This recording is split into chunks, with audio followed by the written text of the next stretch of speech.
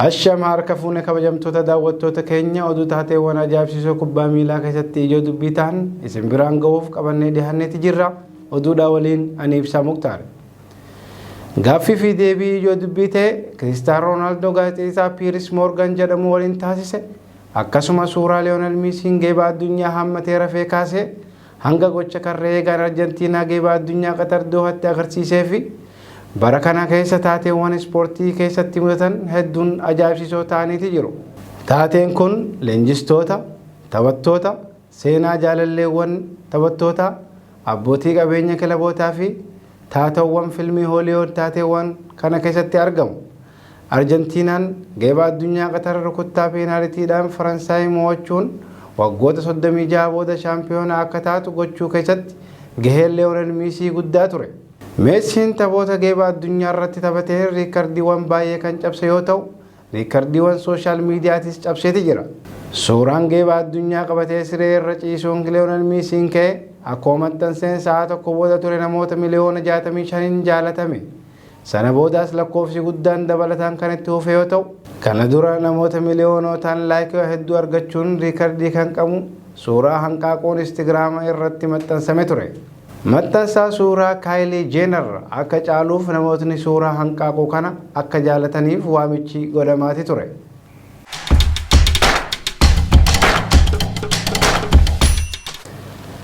Hojii miidhaginaa yookaan meekaappiidhaan kan beekamtu Kaayilii Jeenar bara 2018 suuraa daa'ima ishee Istoormii maxxansuun namootni miliyoona 18 jaalatamee ture.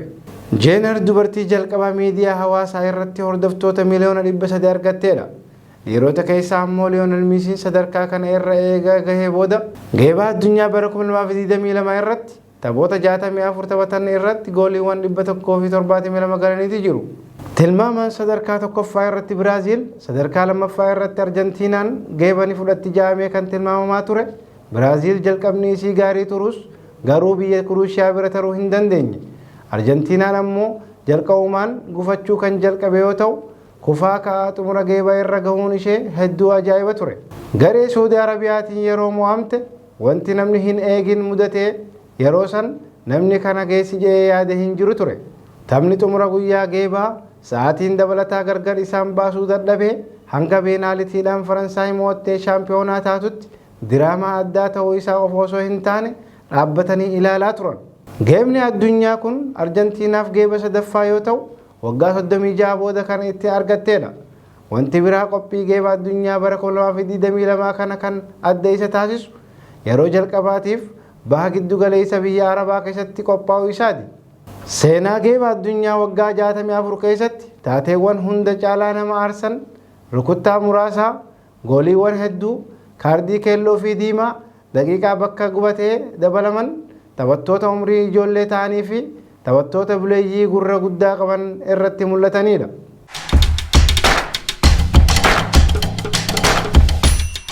Taphataa guyyaa tokkotti nyaata 6 nyaatu, tapha tokkottis goolii 6 beekamu Erling Haaland bara 2023 keessa taphataan lammii Noorweey umriin isaa waggaa 22 ta'e Erling Haaland ijoo dubbii ta'eera.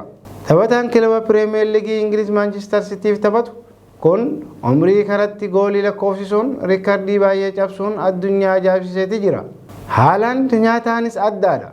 Erling Haaland guyyatti nyaata gosa 6 nyaata. Hiriyootni isaa akka namatti osoo hin taane akka bineensaatti nyaata jechuun dubbatan. Turuu fi onnee horii nyaachuun kan beekamu Haaland haalli soorata isaa namoota hedduu ajaa'ibsiiseeti jira. Guddinni qaama isaas taphattoota saara ittisaaf yaaddoo kan ta'e Haaland umrii isaa ganna 22 riikardii hedduu harka isaa galfachuu itti fufeeti jira. Haaland guyyatti nyaata kaaloorii 6,000 qabu soorata. Kuni baay'ee guddaadha jedhu ogeessitoonni. Haa ta'u malee garuu warra Noorweey hojjaa dhedheeraa fi ulfaatina guddaa qaban akka Haalandiif kun nyaatuma gahaa jedhamudha.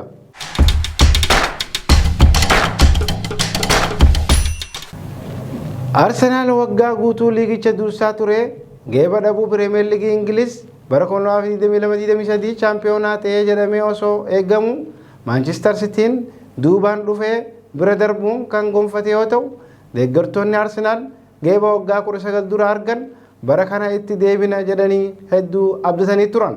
Seenaa isaa keessatti geeba Pirimeer Liigii Ingiliz 3 kan mo'ate Arsenaal erga bara 2004 tapha tokko osoo hin mo'amin geeba argate booda deeggartoonni isaa dharraa geebaa qaban abdii kutataniit kan turan yoo ta'u bara kana itti dhiyaatanii harka beeti jira. Arsenaal bara kana guyyoota 248 Pirimeer Liigii keessatti dursaa turuun gara dhumaatti akka malee shirgigaachuun isaa hedduu ajaa'iba ture. Bara kana Liverpool Manchester United 7-2 kan injifate yoo ta'u Liverpool fi Manchester kilaboota Pirimeer Liigii Ingiliz keessatti masaanummaa dheeraa waliin qabanidha. Geeba liigichaa mo'achuun seenaa walitti dhiyaatu waan qabaniif taphni isaan jidduutti gaggeeffamu akka addaatti ilaalama. Bara kana garuu Liverpool Manchester United 7-2 mo'achuun waarii qaanii kan itti uffise yoo ta'u Liverpool Manchester United garaagarummaa akkanaatiin yoo mo'atu seenaa isaa keessatti kun kan jalqabaati.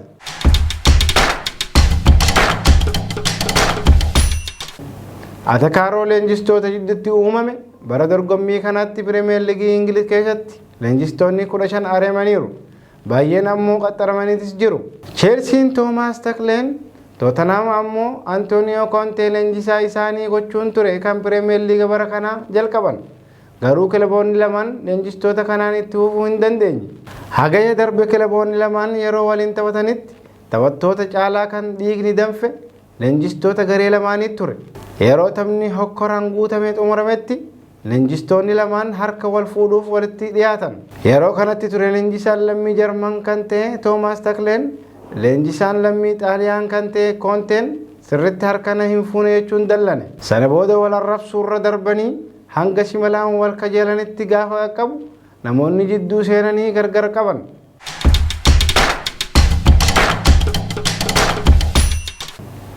Gaaffii fi deebii Kiristaanoo Roonaaldoo'n sadaasa keessa Piiris Moorgan waliin taasise addunyaa kubbaa miilaaf ijoo dubbii ta'eeti ture. Taphataan addunyaa irratti gurra guddaa qabuu fi badhaasa guddicha kubbaa miilaa Baalan d'Or Isiyaa 5 kan mo'ate Kiristaanoo Roonaaldoo'n leenjisaa Manchester United Erik ten Hag qeequrra darbee arrabsuurra gaheeti ture.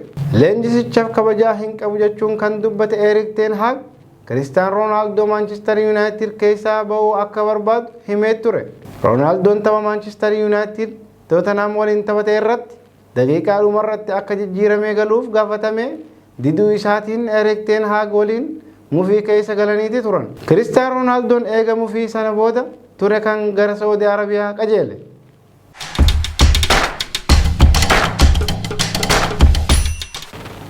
Amerika Aubameyang fi Arsenal sababuma wal fakkaatuun mufiidhaan ture bara 2022 keessa kan Arsenal gadhiise.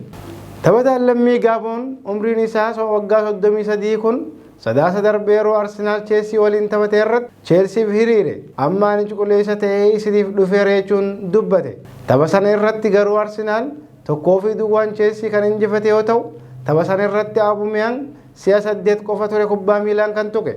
Sana booda daqiiqaa 63ffaa irratti jijjiirameetis baheeti jira.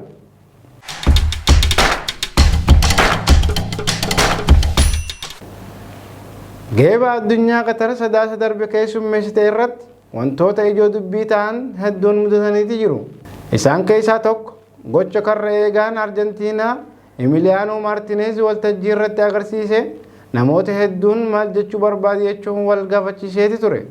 Karra eegaan kun aangawoota olaanoo Qatarii fi FIFA duratti akka inni itti geeba qabatee safuu kan hin eegganne ture. Adabbii peenaalitii irrattis tooftaa Martinez akka shubbisuu fi utaalu ta'uun warra itti kubbaa dhiitan burjajeessees akkasuma ijoo dubbii ture. Keessuma shubbisa inni taphattoota garee biyyaalessa Faransaay duratti agarsiise kaan bashannansiisee kaan mufachiiseeti jira.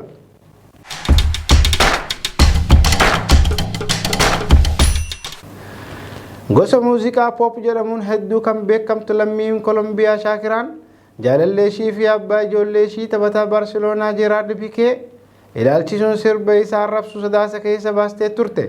Shaakiraan geeba addunyaa Afrikaa kibbaa qopheessite irratti sirba dhiyeessuuf yeroo deemtetti Pikeen ammoo biyya isaa Ispeen bakka bu'ee taphachuuf yeroo deemetti wal arganii hariiroo uummatan. Shaakiraan umriin isa caaltullee dubbichi dubbii jaalalaa ta'e itti fufe.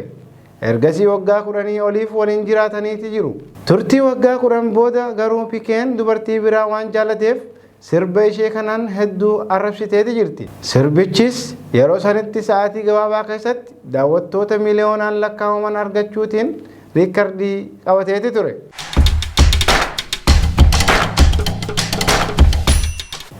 Kilabiin biyya Weels Wrexham United milkaa'ina bara kanaa agarsiiseen namoota hedduu ajaa'ibsiiseeti jira. Kilabiin kun milkaa'uu kan jalqabe ammoo erga taatowwan Hollywood keessatti beekamoo ta'an Yaariyaan Reynolds fi Roob Mikeeliiniin kilabicha bitanidha. Tapha Wrexham gara sadarkaa liigii itti aanu liigii lammaffaa itti guddachuuf taasise ajaa'iba jedhameera.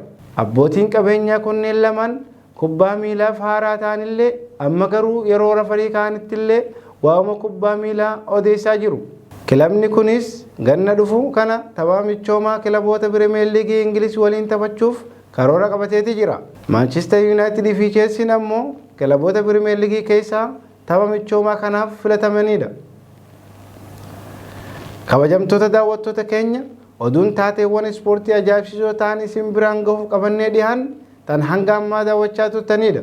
Oduulee ispoortii biroo waliin haga walitti deebinutti sagantaalee Forex Entertainment biroo waliin turtii gaarii.